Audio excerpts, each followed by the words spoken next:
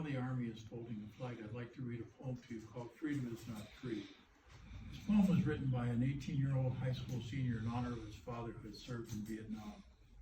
I watched the flag pass by one day. It fluttered in the breeze. A young soldier saluted it and then stood at ease. I looked at him in uniform, so young, so tall, so proud, with haircut square and eyes alert, he'd stand out in any crowd.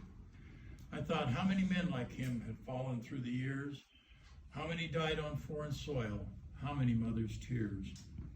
I heard the sound of taps one night when everything was still. I listened to the bugler play and felt a sudden chill.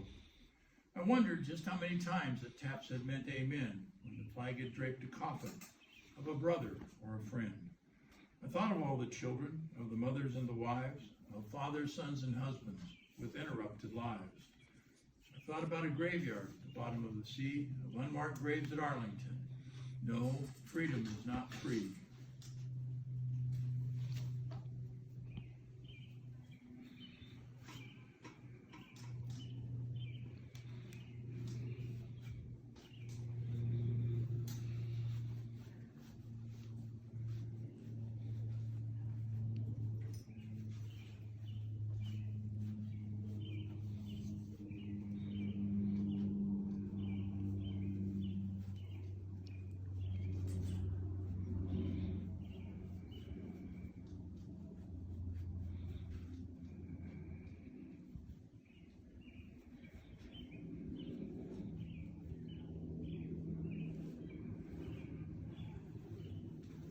This flag is the honored, most visible symbol of our country, and this veteran has earned the honor of having it presented to his loved ones in his honor.